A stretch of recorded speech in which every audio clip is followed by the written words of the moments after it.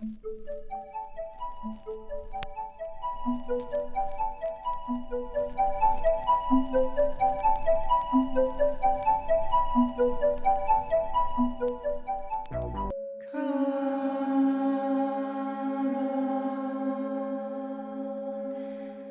Great Pyramid is the tree of life. Merkaba, Merkaba,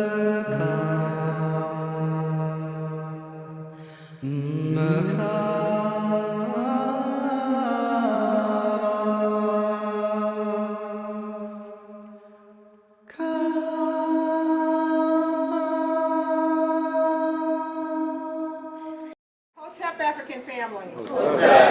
Okay, so as introduced, I am co-founder of the Academy of Kemetic Education and Wellness. I am Dr. Nteri and I am a metaphysician, clinician, and an educator.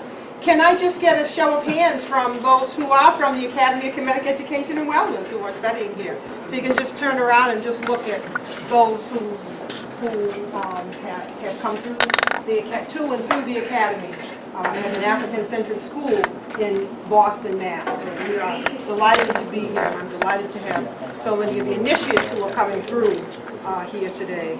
All right. So my presentation is entitled Kemetic Karest Celebration, not to be confused anymore with Christmas celebration. And there are three areas that I'm going to focus on. Why a Karest celebration?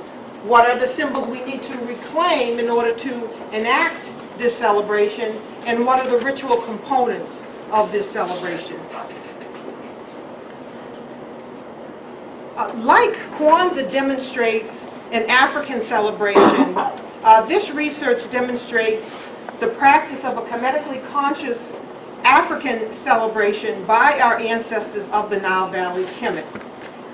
This research is based on the writings of our ancestors as recorded in the Pertemuru, the Pyramid Text, and the Mecha language, and the books that I have authored, Kemetic Karest Celebration with step-by-step guide, Ka'aba, Building a Lighted Temple with the metaphysical keys to the Tree of Life, and Ka'aba, the Great Pyramid, is the Tree of Life, Merkaba. Now, when we at first come to these terms, Kemetic Karest celebration, we are at first brought to the Mecha of the word Ka. And for our African ancestors, Ka is spirit. Ka, spirit, takes of the substance of itself to see itself in form, to manifest. And rest is how we move, how we arise to move in this cycle of birth and rebirth, from the tomb to the womb, to be reborn again. And Mes is birth. So it is the birth of an ever-living spirit that is taking place within us. And we celebrate this Kemetic Karest celebration at the winter solstice. So just as cosmically our sun, Eshun in the sky, undergoes the seeming death at the winter solstice only to be resurrected again, so too does man and woman as son and daughter enact a seeming death and rebirth and resurrection as a Karest, the ever-coming one, the spirit that does not die. So we are the Karest.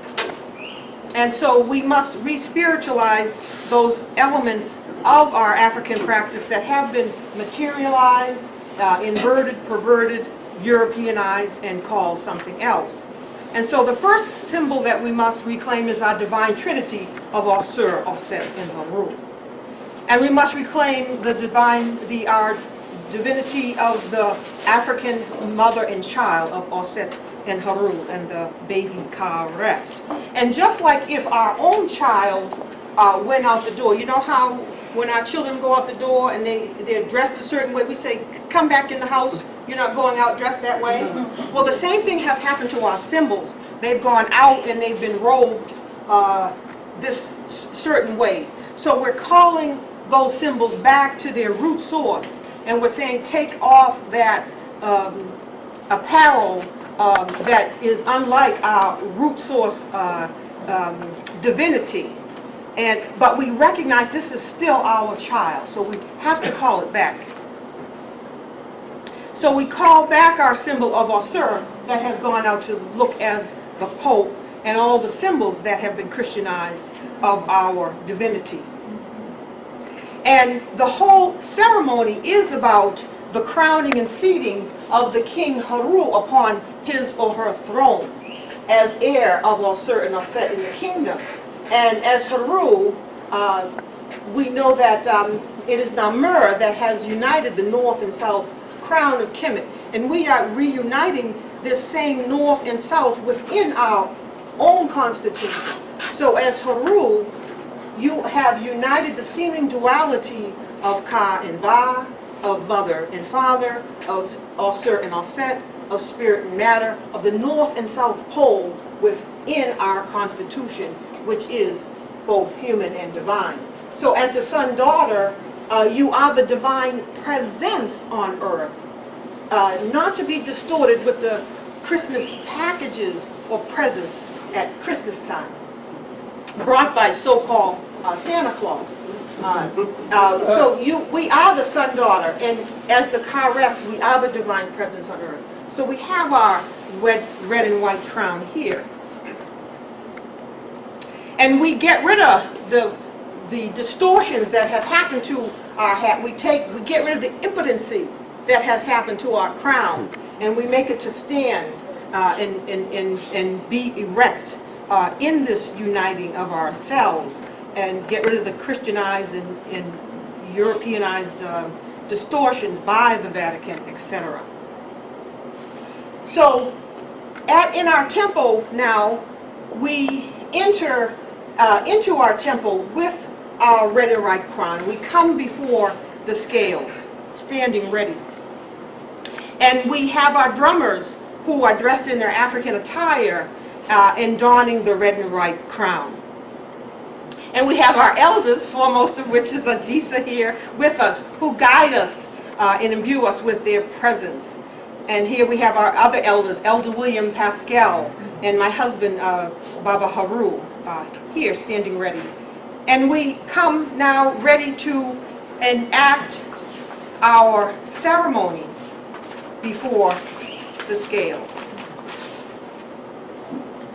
And we stand proud as we begin to make our circumpolar ambulation around the temple, the divine shrine, in our Kemetic Karest celebration, and we stand ready in our red and white.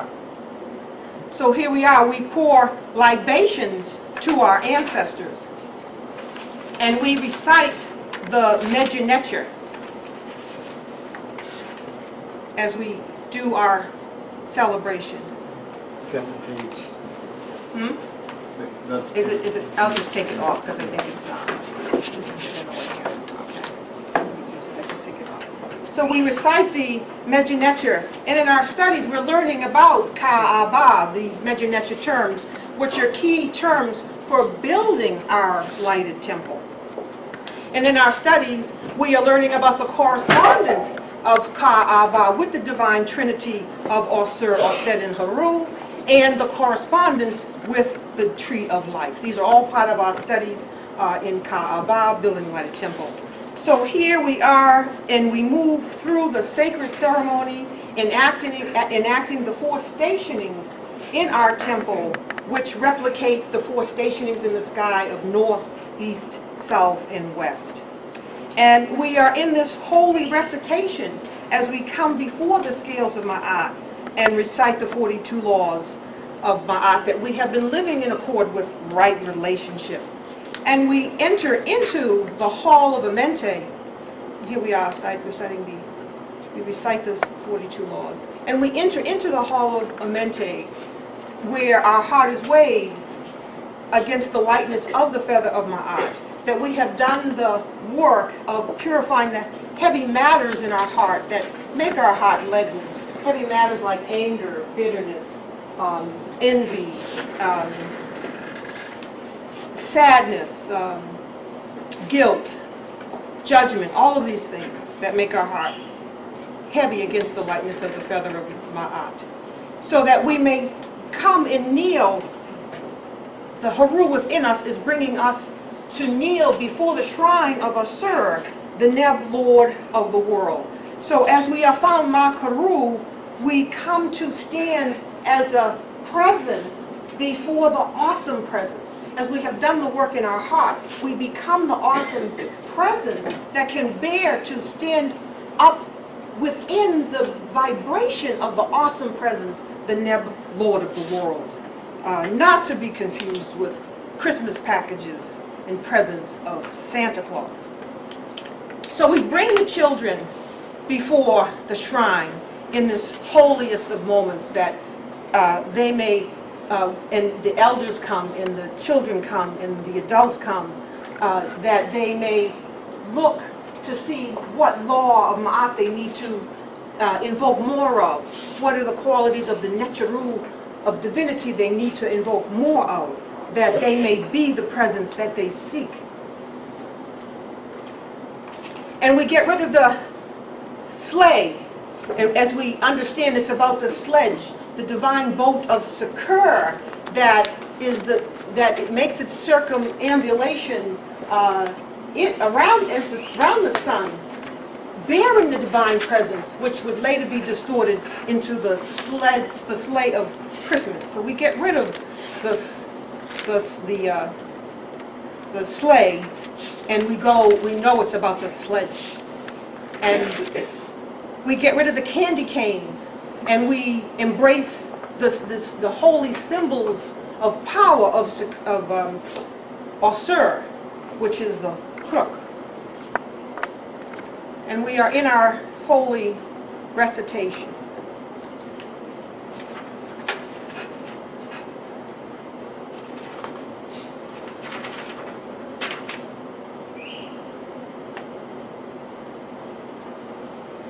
We are offering our words from the Pertimru. And we are making our reconnection with the divinity of within the tree, the divine tree. We know that the tree is the divine template for building the lighted temple, and that the tree is very sacred to us. And we come back to the story of the tamarisk tree that grew up around the sarcophagus of Asur once it had drifted to Byblos, this beautiful tree of evergreen scent. We adore the tree because it symbolizes us. And we dispel the word tamarisk to reveal the word Christmas that has been distorted. So if you see this word here, you can see how when we ungarble it, we see the distortion that has occurred. The papyrus teaches us that we adore the tree as a symbol of what is within us, that the fruitage is within us, that we are bearing the fruit of the netures within us. We are the tree. And here we have the tree of life with the neture, that we call on the neture of Tehuti and Ma'at and Heteru and so on. And we know that we are building the lighted temple as we see that the tree is the symbol of the 7 planes of consciousness and these 7 soul bodies that Pertimru teaches us about. And we understand in our teachings in the academy that we are developing more in our Kemetic science, because we move from the linear tree of life in our earlier teaching to then complete our circuitry and become the Makaba body of life. Now, how does the tree of life become the Makaba body of life? It is in the bending back, like the Sankofa, like the new posture, that we knit ourselves back together again. We unite our North Pole and our South Pole. We unite the spirit and matter within, the mother and father within. And here we see the double pyramid of the one above and one below, in the square in between, which is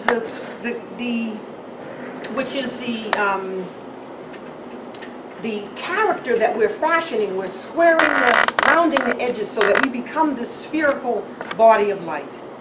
All right, so here the luminous body of light is what we are working to become. Is this stuck? Yeah, it went forward. It's just where it went. No, okay. All right, so now here we understand that in our teachings that the Djet pillar is the symbol of stability and has its correspondence with the tree of life, the Kemetic tree of life. So all of these are connected, the Djet pillar, the tamarisk tree, the eureka tree, the evergreen tree, they all have correspondences. In our African practice, there is the ceremonial raising of the Djet pillar. And so here, in our reenactment, we are raising the Djet pillar or the tamarisk or the evergreen tree as our symbol of raising that pillar of stability, the backbone of Asur, which is us. Here we adorn the tree, and the tree in its symbolism is as above, so below is above. The trees are very important, and we want to, I'll say more about that in a minute. So here we are circumambulating around the tree. We are adorning the tree with the spheres of the Nteri, and you see the children. And we are making recitation of each of the qualities of divinity of those spheres. You see the children here.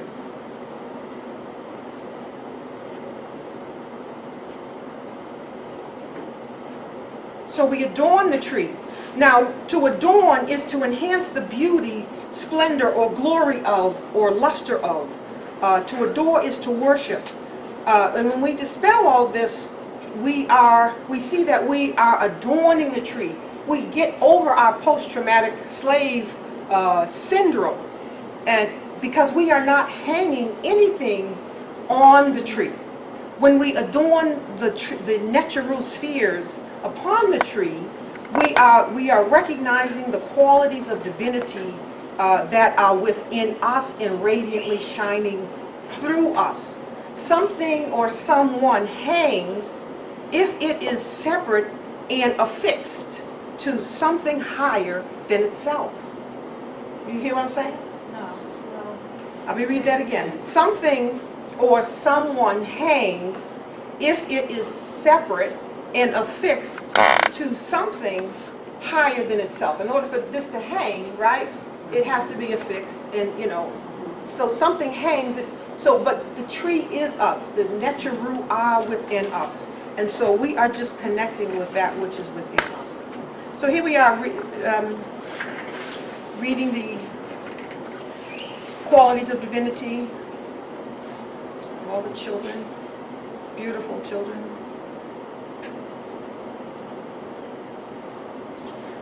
Just enacting our ceremony. The children having a great time. It's having a just really glorious time. Very Kemetic conscious celebration. And here, again, the tree. And the crowning represents the point where Haru has come over the horizon in that Merkaba body of light that I showed you. When Haru comes to the horizon, that is the actual, and when we complete that circuitry within ourselves, we are actually lighting that tree that is within us. So this is all about what's happening inside of us. So we stand before the Neb, the Lord of the world, or Sur, to invoke that we may be, that we may express the qualities of divinity that we seek, that we may be in accord with the laws of Ma'at, that we may bear to stand in the presence of that awesome presence.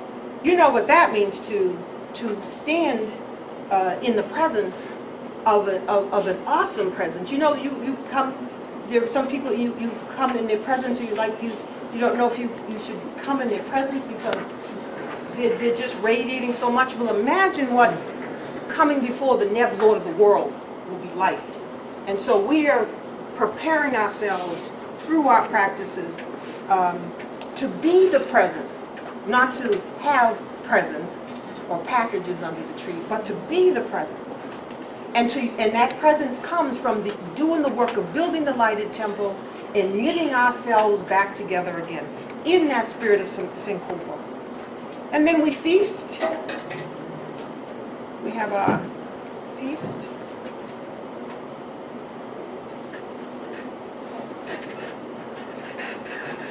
Beautiful community of sisters and brothers. And so this is my newest book, Kemetic Karest celebration. And like Kwanzaa, let us take this celebration back.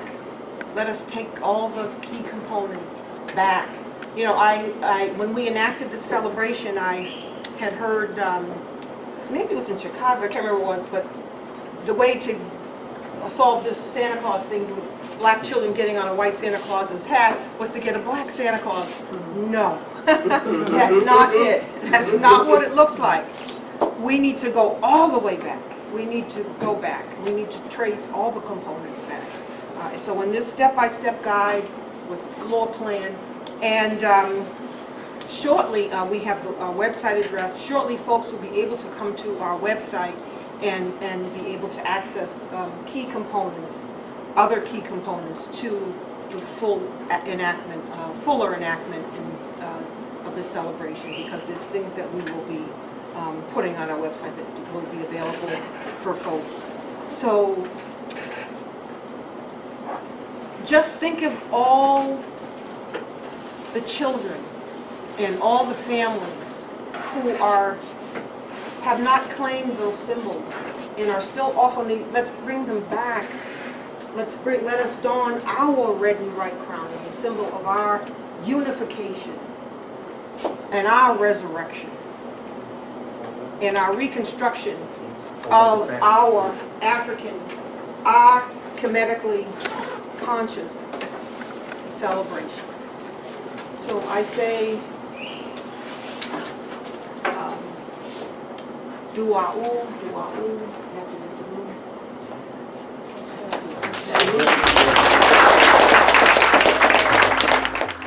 All our gathering in, reascension into sacredness from the four winds.